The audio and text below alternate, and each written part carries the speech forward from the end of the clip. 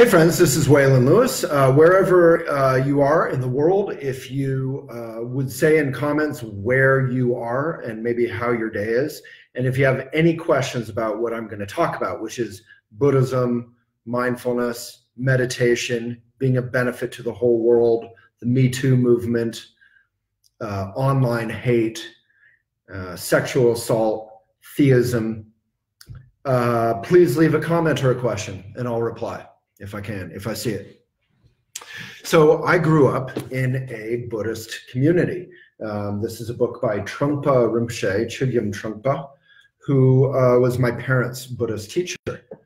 And it was, a wild and crazy time. I was a little kid, so, it was kind of beautiful and boring. I remember going to lots of talks, lectures, tons of people. I grew up with a big community of people who all helped take care of me. Everyone sort of wore these like Salvation Army suits, and they were kind of wild artists and beatniks and hippies and business people. And, it was the 70s and 80s, so I was a child, but I feel like there was a fair amount of celebration or partying, some of which was awesome and wonderful, and I wish the world would lighten up again. And some of which was probably kind of mindless and destructive and, who knows, the whole range. But overall, this community I grew up in, everyone was meditating, everyone was inspired to be of benefit, everyone was inspired to figure out their mind and their heart and to figure out their loneliness and their potential to serve this world. And it was pretty special. I went to a Buddhist school and we really talked about kind of dignity and elegance, not from a fancy point of view, but just being really present in our lives and, crafts and arts and academic excellence. And we were all friends. I went to this big school, it wasn't that big, but a school, and everyone was nice to each other, the jocks and the nerds, and everyone was nice. And I was more of the nerd. I got straight A's and my mom was the homeroom teacher, and that didn't make me super cool. And everyone was really nice. And obviously we're children and I'm sure there was some bullying. But I think on some level I got some of the worst of it and it wasn't that bad. And I went to the Shambhala Sun summer camp, which is still going and it's still amazing. And I recommend it for your children age 10 to 16. And again, it was this sort of wild and crazy, but incredibly kind and mindful celebration of life. And for a child, it was a really safe, but kind of free space to be in. So then as I grew up, I lived at Karma Choling, this Buddhist meditation center in Vermont. And it was weird and everyone was there to meditate. And I just wanted to be a kid and play basketball and go to school and, play video games and meet girls later on and all that. So living at this Buddhist place was weird, but it was weird in a wonderful way. It was this big community. Again, I had just been raised by this wonderful single mom, Linda, and so many people took care of me. A lot of people told me to shut up as well when, they were just trying to meditate. But it was pretty amazing.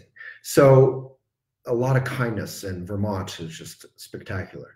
So then I went to Boston University College, and I'll get through this little bio, but I just want to give you a sense of this, what it was like to grow up in this Buddhist community.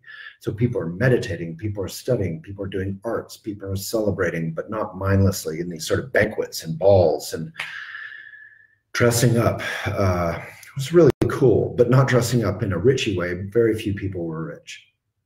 And then when I went to college, I really experienced a fair amount of loneliness.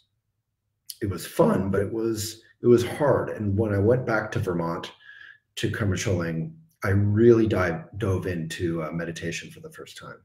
And I really connected in a personal way. And I really started waking up to the vividness and the power of life and being a benefit as my fundamental aspiration, which I think is the most important possible thing we can have as a motivation or as a guide in our life, is when we wake up, we want to be a benefit.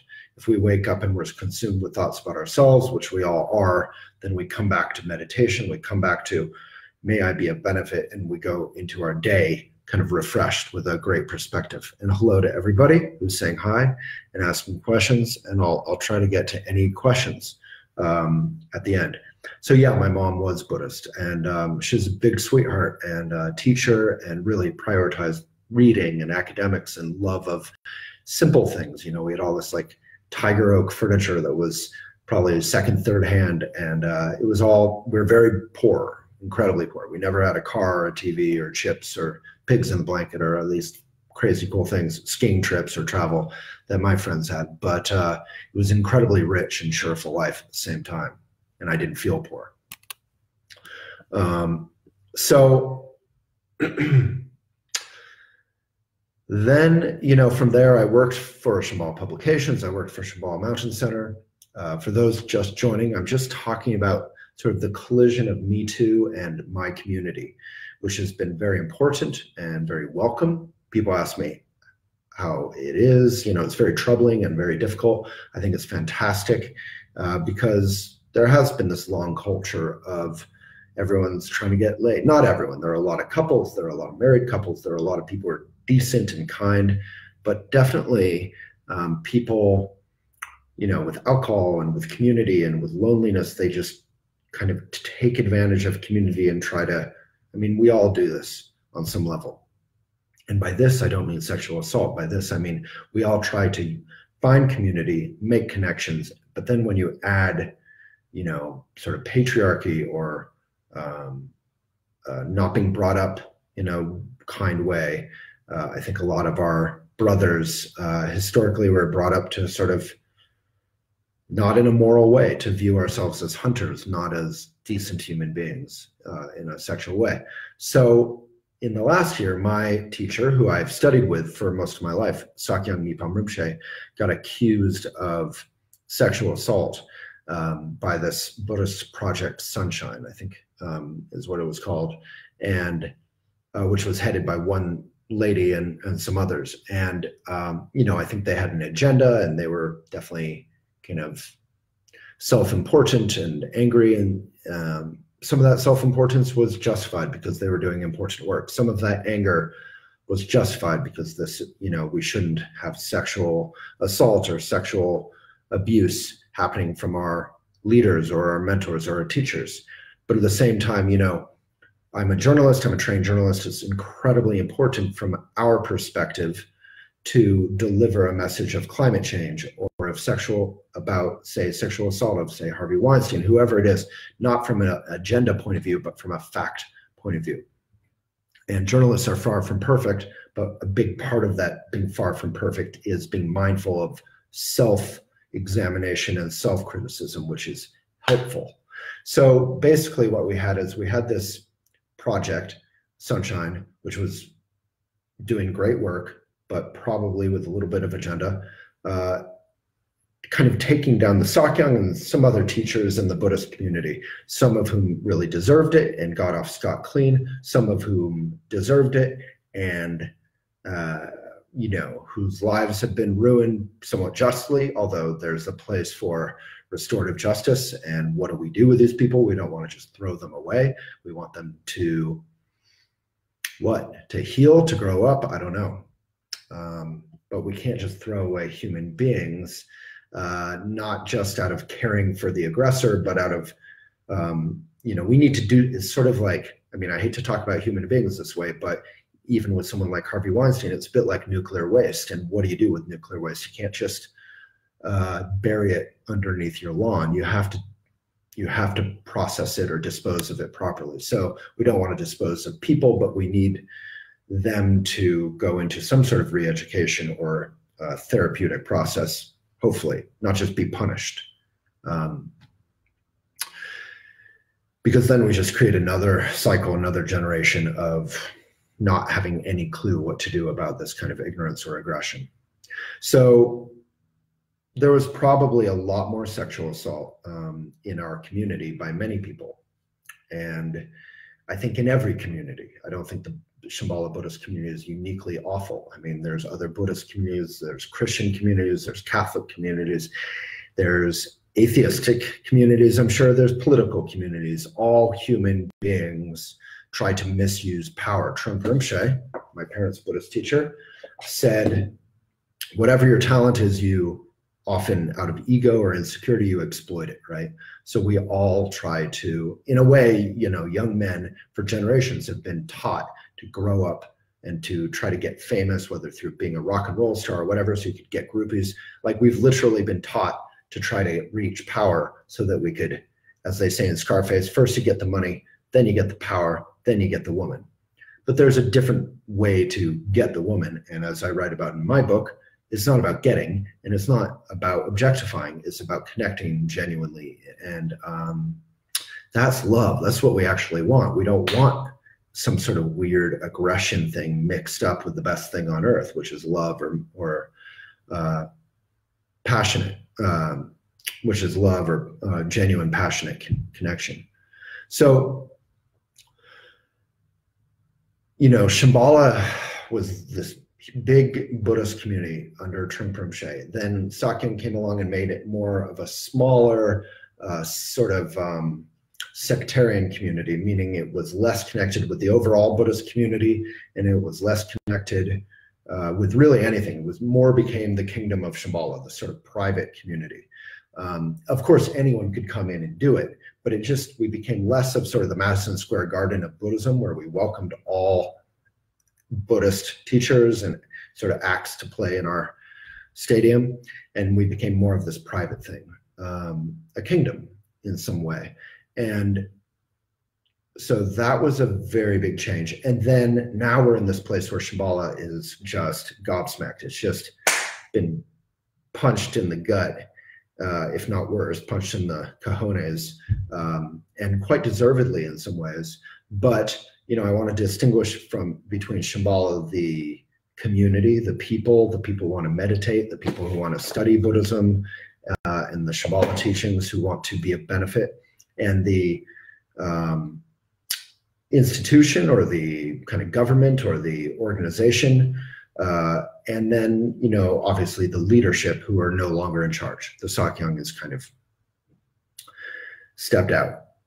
And that's a little bit unclear, I think. But so now we have the situation where Karma Choling, these wonderful things I've grown up with, Karma Choling's that center in Vermont, are closing for the winter. I mean, it's a place built for winter. It's Vermont, and it's all indoors. It's like a big hotel. It's going to become like The Shining, minus hopefully the crazy, malevolent ghosts and such. It's just become this big, empty kind of hotel-like thing. And you know, I very quickly can see just this wonderful kingdom or community that I had the weird privilege of growing up in, falling apart. And some people say it should fall apart, but by it, I think, you know, some of that corruption, some of that leadership, some of that misuse of power should fall apart. But you know, today is Saturday. I'm exhausted from a long, good, hard week. And I honestly feel a little, you know, I saw a bunch of friends over at farmer's market. I ran around with my dog and, you know, it's a good day in Boulder, but at the same time, I feel that kind of Saturday hangover that isn't from alcohol, that is from just being exhausted. And I feel a little depressed. And then I sit down and I read a little Dharma, and it gives me a little insight. Dharma being Buddhism or the teachings of awakening. And that is a powerful gift. And if I didn't have meditation and these teachings as a reference point, I would be lost in what Sakyong would call "what about me," the mantra of ego. And obviously no one is immune from that mantra, including the Sakyong. So we all have to deal with our ego. And that is the Buddhist path. It's not new news that Buddhists, including our teachers, are neurotic or fallible. We're all fallible. No one is a god. In Buddhism, no one is viewed as perfect. Even a king or a teacher is not viewed as perfect or infallible. We're all human beings. The Buddha himself was human. Jesus was human. I think that's the fundamental message, is that we're all human. We all have fundamental basic goodness, and we all have the potential to be a benefit and to wake up out of our self-obsession into being a benefit. As Eleanor Roosevelt said, the moment she realized that being of service to other people made her happy for the first time in her life, she never wanted to do anything else with the rest of her life other than be of service. So Sandhya, I don't know if you're listening to me. So I think it's good that Me Too on some level has killed let's talk about that, has killed the Shambhala community or the leadership. And, you know, these predatory and awful men, they are awful. They're also fundamentally good, but they definitely, it is awful actions, and we need to hold them responsible. So you're correct. And I didn't mean that as a bad thing. I think Me Too, I've already said this, if you've been listening to the video, it is fantastic that this happened because our community needed to wake up and it needed to change. You know, people need to stop, as you're talking about, way to victim blame. People, you know, we need to protect people from being victimized by predators. So for those liking your comment, I agree, and I don't think maybe you've been listening to this, but that's the nature of Facebook and Instagram, is that people tune in for 5 seconds or 30 seconds. So anyway, yeah, thank you for calling me on that. I think Me Too is a fantastic movement, but I do think there's a fair amount of understandable anger in there. But as we say in Buddhism, our path is to discover how to attain victory over aggression itself, whether that is predatory aggression or whether that is any kind of aggression. So if we're not mad, we're not paying attention for sure. But what do we want to do with that madness? Do we want to tear apart a community that is devoted to meditation, or do we want to get rid of leaders who are predatory and have a new, better leadership and a community that is awakened and kind and doesn't take advantage of young women or young men, as too many religious and spiritual communities have and probably continue to do, as we know from reading the news.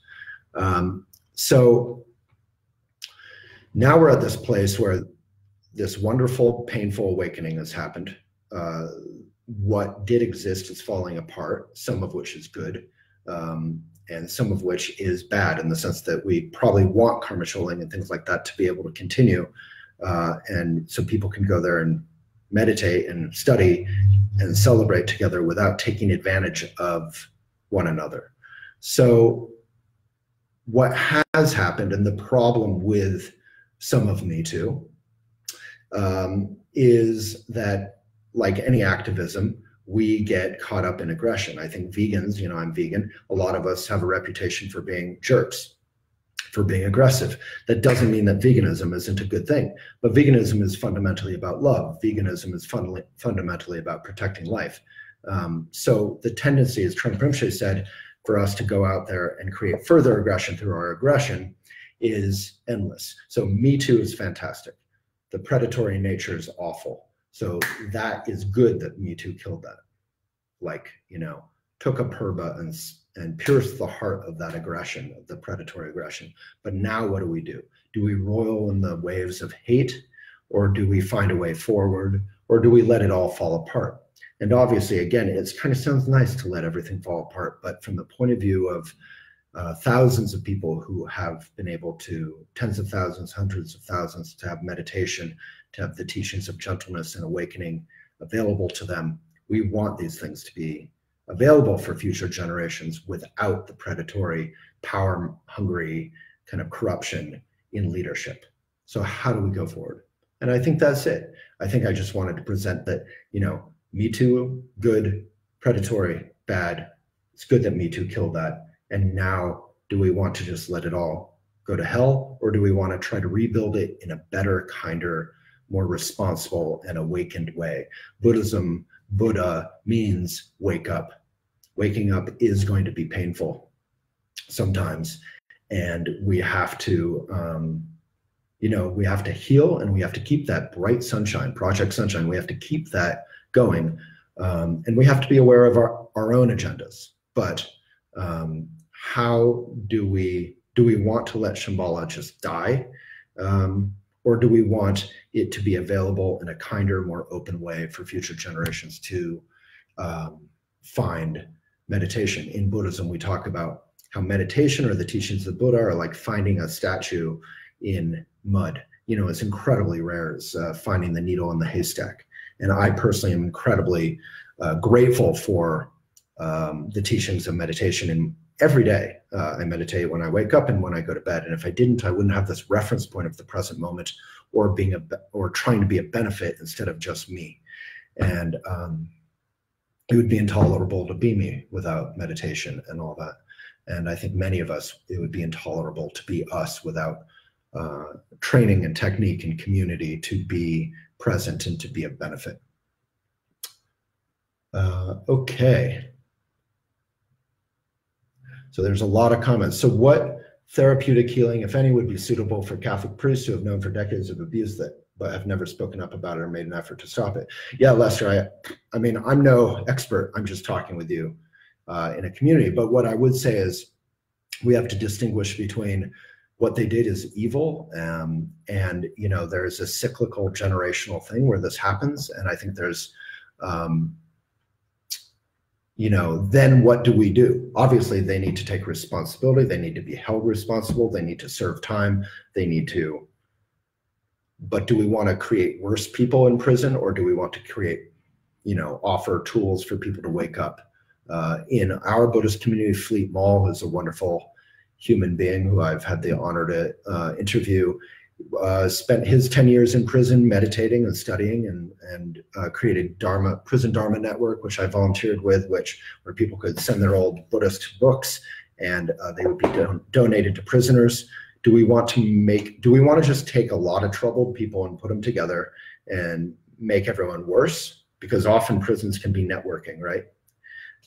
Or do we want to try to wake people up and create some sort of something better out of that?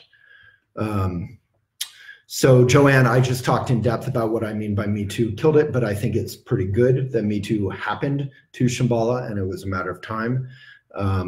So I don't think it's bad, but I do think that the Buddhist community dying would be bad. I do think the leadership and the corruption or any predatory leaders, whether they're you know, small-time leaders or big-time leaders, you know, that can't continue. That kind of behavior can't continue, and it can't be supported. I do think it's interesting that some, yeah, elix, but so many perpetrators know how to play the game, get off, and perpetrate in community more. Right, so it has to be done not out of some naivete. It has, whatever happens has to work. Elix irrecho, and it needs to be done with experts, not just you and me talking about our preconceptions. But there's plenty of amazing people out there who I've had the honor to interview a few people about our messed up prison system. Britain, buddy, well put. It would be intolerable to me life without meditation.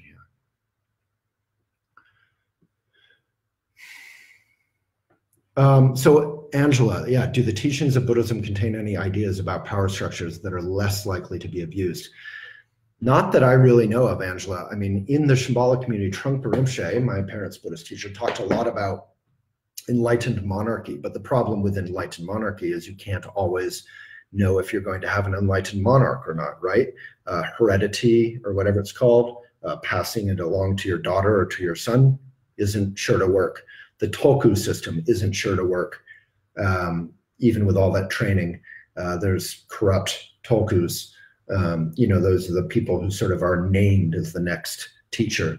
And democracies don't always work, but I think democracy is what I would say is some sort of, not the democracy we're exactly seeing in the US, but maybe something closer to what we're seeing in New Zealand, a representative democracy with ranked choice voting, you know, having basic goodness of we the people manifest, and keeping money out of politics, which John McCain and others were very active in trying to do. I think all of that is helpful. But yeah, that's a tough one.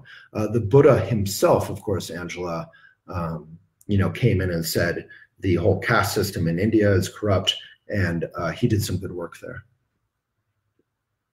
But basically, you know, I think Buddhism would, I have been taught that, you know, we all view all human beings as fundamentally good. And so hopefully some sort of societal structure that would reflect that or acknowledge that or take advantage of our basic goodness in a good way, in a healthy, natural way.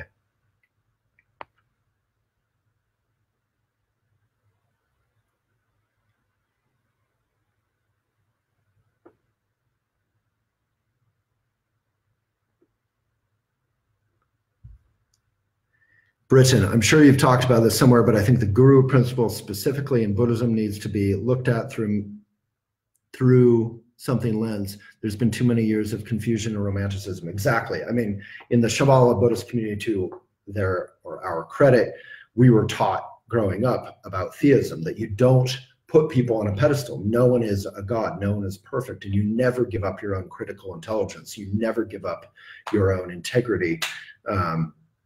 I was taught when I was attending the Sakyong or Kondro Rinpoche or various folks, you don't do what they say, you do what is safe and healthy for the situation. But of course, so many people who join any religious or spiritual community ignore all that and just want to kind of belong and to worship. I mean, I've made fun of my mom my whole life for her sort of worshipful joy, and it's cute and wholesome, and she would never allow herself to kind of buy into theism, but she still loves this whole sort of worshipy thing, which isn't really necessary or helpful all the time. Okay, well, seems like lots of comments on both Facebook and Instagram, but I've kind of lost them on Instagram somehow. But it's probably good to talk about once. We have some blogs on Elephant about this whole situation. And, it's kind of a lose-lose to talk about, especially as a white man. I have basically just dedicated my time to listening here. I don't think my voice is that helpful, but at the same time, I don't think suppressing any of this or not trying to be brave or foolhardy enough to have a discussion, which is what we're doing with, I think I see 50 comments here. That also is hopefully helpful. So for those of us about to die, I salute thee. All right, big love to everybody, and may the teachings of meditation and gentleness and awakening, whether painful or not, continue to be available for the benefit of all sentient beings.